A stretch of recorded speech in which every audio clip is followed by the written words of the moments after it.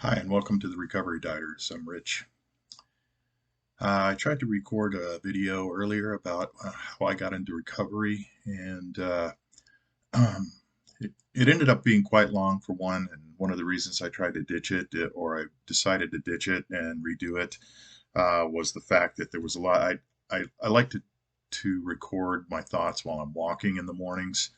And one of the reasons I did decide to ditch that one is because of the fact that there was a ton of background noise and it was kind of distracting. Once you got to the meat of the message, there was a lot of traffic and background noise. So I'm going to try to redo this again. This is a video about how I got into what got me into recovery and what worked for me. This isn't a big detail story about my past. It's just how I got to the point of entering the program that worked for me, and finally unpacking all the things. Um, what worked for me is I got involved in a recovery program called Celebrate Recovery. It's a faith-based organization. I believe it originates out of Saddleback Seminary or church in California. Um, I'm not necessarily affiliated with that. It's just a program that worked for me. Um, and it's donation based. It's generally free. It's based on what you can contribute. So that's one of the reasons I really like it. There's a lot of recovery programs that cost a ton of money. And sometimes yeah, I don't want to say that, but in a way, sometimes I think it's a market that generates a lot of money at people's expense, but this one is based on giving back. Um, anyway, before I got into uh, Celebrate Recovery, I'll refer to it as CR from here out. Um, uh, I lived my life basically never living in the present. I was constantly always looking behind me, never looking in the rearview mirror, kind of dwelling on my past, what happened to me, not only the things that were done to me, what I'd done myself. Um, Always maybe looking forward to, only if I moved here or if I could attain this or do this certification or get the even physical things, just buying things, would make me happy. But ultimately, that's just it's escapism. You're looking outside of yourself and outside of um, the saving grace of Jesus Christ, which I believe in. That ultimately what resonated with me with CR is it is faith based, and my high power was Jesus Christ, and that's what worked for me. Um, but yeah, it's just if you're not dealing with what's inside, um, you're always going to be running. You're not going to get away from yourself. Even if you move somebody there, you always are. And if you're not happy with who you are and what you are, and content whether you're where you want to be or not. Even if it's in the growth process and the transition, being part of that and resonating with that, you're always going to be running no matter where you go. Um, you know, the baggage is always there unless you unpack it and get rid of it. Anyway, yeah, as a child, I grew up in a very violent household. Uh, my parents were divorced at an early age, but I was still exposed to my father on a regular basis. A lot of violence, unpredictable behavior, walking on eggshells, and witnessing a lot of things in my life that haunted me until really I'm in my 50s now, my early to mid 50s, and I still can't get rid of some of the memories, and they really didn't start popping up until later in life. Uh, it took a couple of traumatic experiences to kind of trigger some of those things to keep them coming out. I had some, sexual molestation issues as a young kid that I suppressed until really just a couple of years ago. They never really came out. But anyway, what I did to, as a kid, what I mitigated my stressful situations was I used disassociation. That was literally as a kid when I was in stressful situations, I would just kind of shut down. I, I learned to kind of be, when things were not very good, I learned to be invisible by basically using a technique of basically separating myself from my body and kind of going into a world of my own inside my own head. Uh, it's almost like a meditative state, I would say, but I would say it was more like separating your consciousness from your body into as a mode of protecting yourself. And as a kid, as I got to my junior high school years, junior high years, I got introduced to marijuana. I was always against drugs. My family history is I have a family member that was very involved in the narcotics trade. So I never was really into that at the time. But anyway, I tried marijuana, and it basically, the second time I tried it, it almost replicated to a certain extent that feeling of disassociation where I separated myself, at least for a brief period of time, until my problems manifest themselves after the feeling wore off. So it was always temporary. But, as I continued to use more and more as an adult, I never really got back to that feeling of the first time of totally being separated.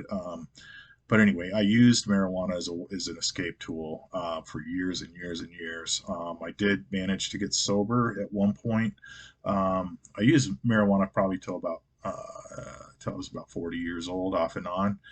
Sometimes heavily, sometimes not so heavily, but ebbed and flowed as my moods ebbed and flowed, highs and lows. In my darkest states, I would use a lot to help cope as these unmanifested and realized traumas that were brewing in the background of post traumatic stress disorder is what I was ultimately diagnosed with. Um, I would use more and more at times, but I did manage to get sober at about age 40. Um, Part of the reason is my kids were getting older. Number two, I did have a kind of a rekindling back with my spiritual faith with Jesus Christ. But there was I never got to a point where I unpacked any of the baggage of past and everything. So I mean, I did stay sober, managed, like I said, to stay sober for about 10 years. But my mentor, who I did a lot of Bible studies with, and I met on a regular basis with, and we studied. Uh, he moved away, and it took only about 4 years and a crisis situation to kind of knock everything off kilter again. Back in, let's say, probably 2018, had kind of a situation arise with a family member who um, well, my father, who I had a lot of problems with violent behavior as a kid. There was a thing that happened between him and my wife, which really kind of triggered a lot of memories flowing back into that. And I didn't realize at the time, but slowly but surely, things started happening. I lost my brother-in-law to suicide shortly thereafter, and just kind of, you know, little by little, things kind of knocked me off the foundation because, my recovery and my soberness was not built on a rock. I had not stripped myself down to the studs. Um, really getting back to about a foundation so I could build back up. It just really knocked me off. So probably about 2020, I started developing signs of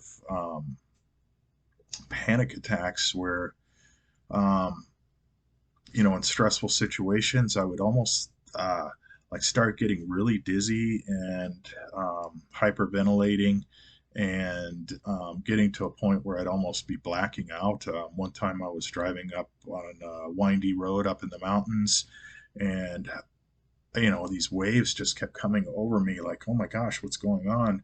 And by the third time, I finally decided I better pull over. I'm going to drive off this cliff. And so that happened. I kind of blew it off for a while, but I had gotten back into smoking again, and using regularly marijuana slowly but surely.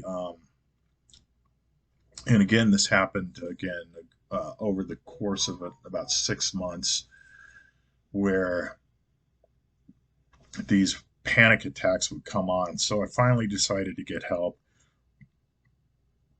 into an inpatient intensive outpatient program um, here in the valley, and it was great. It was well renowned. It was very expensive.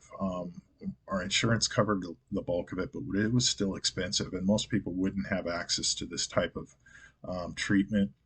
I did.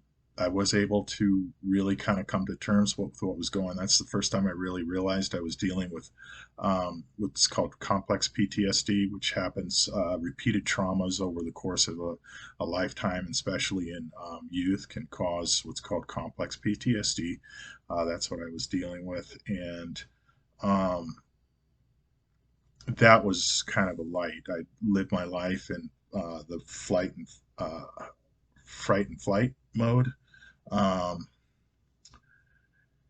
and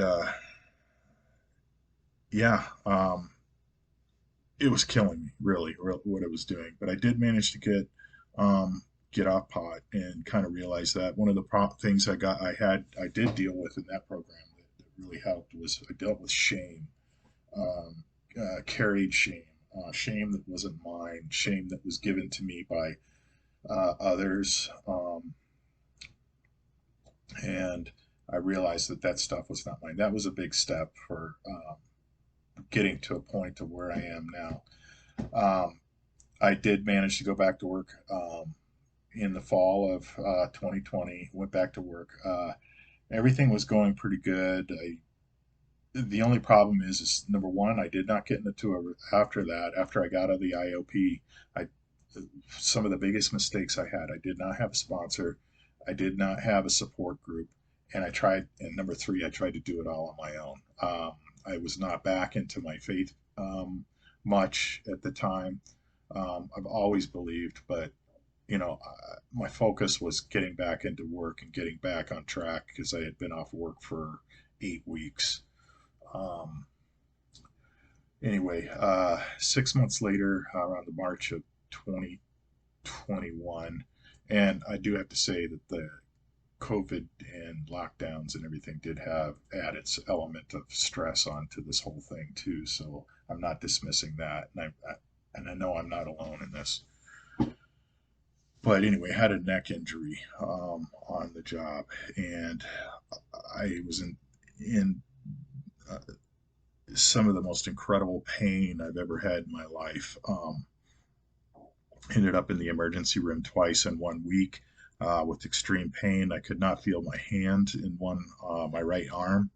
Uh, uh, had spasms going all through my back, all the way down to my arm, sometimes to the point of like crippling my arm. Um, so I was in on disability for 6 months. Uh,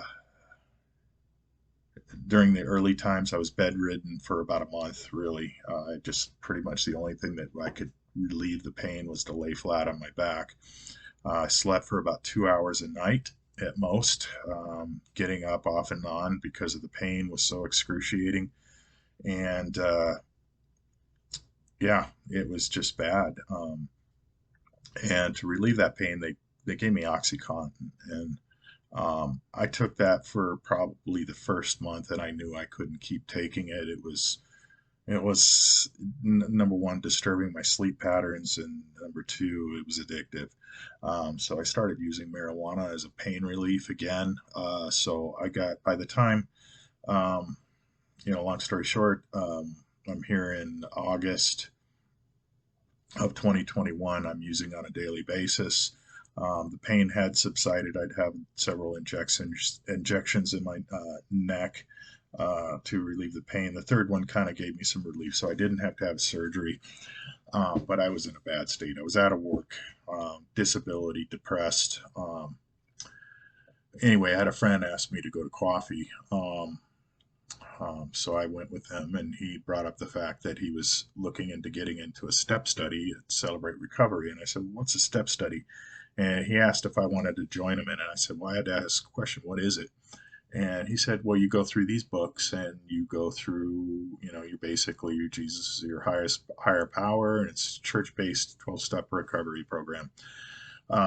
In my previous recovery, it was based on 12 steps and never did work any of the steps really. And they never did walk you through any of the steps. You were supposed to do that outside um, in a 12-step program, which I didn't do much. I attended a few meetings, but big deal.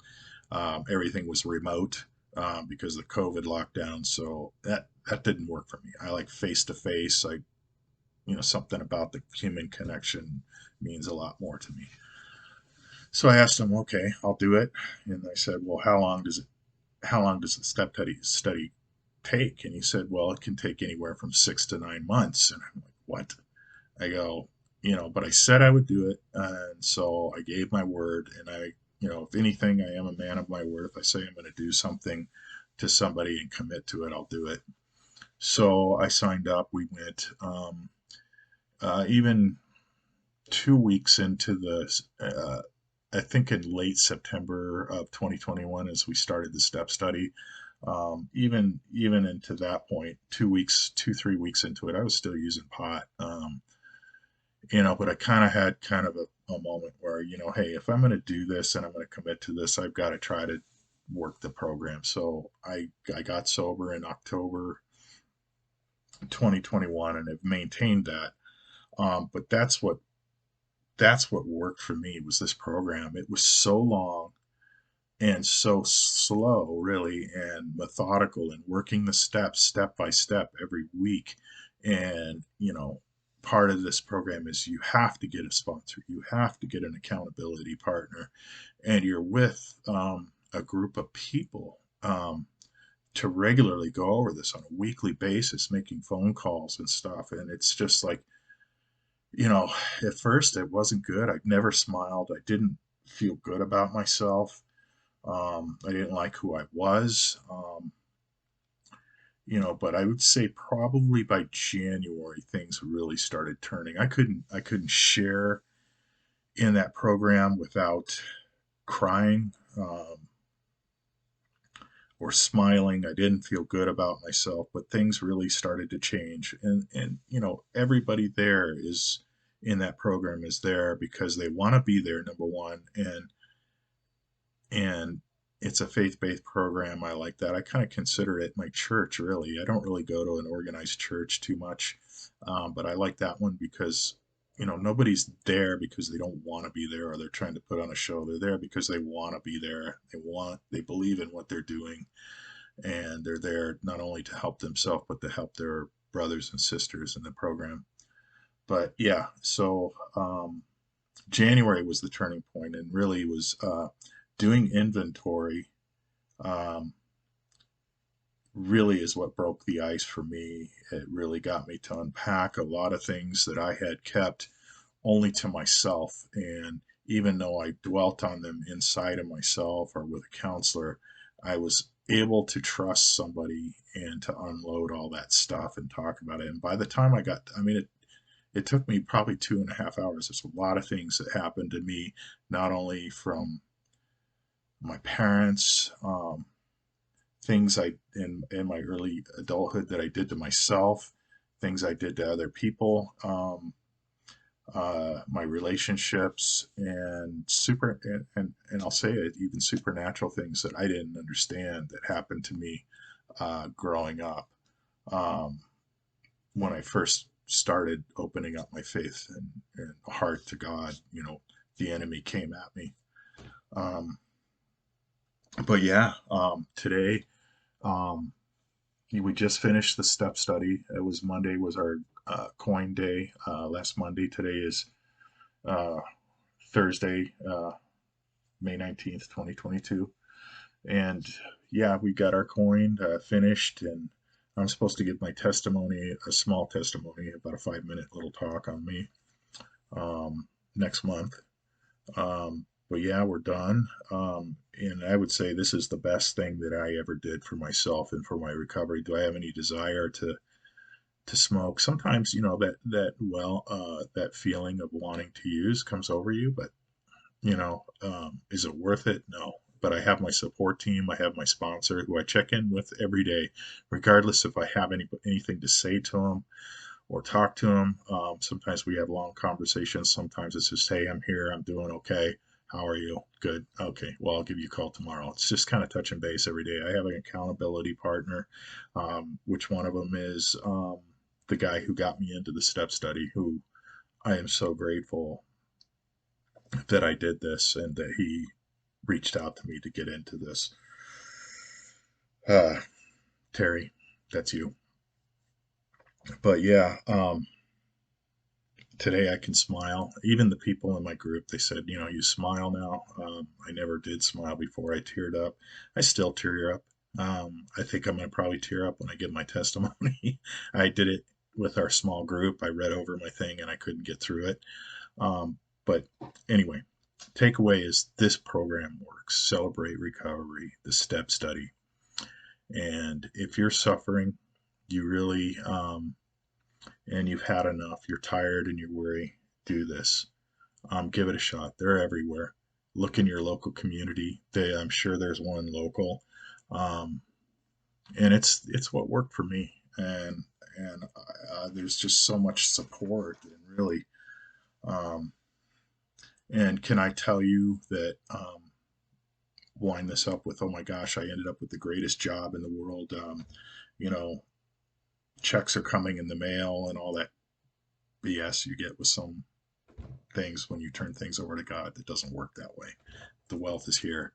Um, but yeah, do I still struggle? Sure. But the takeaway is that I don't struggle for weeks and months and years anymore. I can recognize when I go off track and I do things that repeating patterns. I can pull myself back within a couple hours, or just like, oh my God, okay, I'm doing this. I'm doing what I was doing.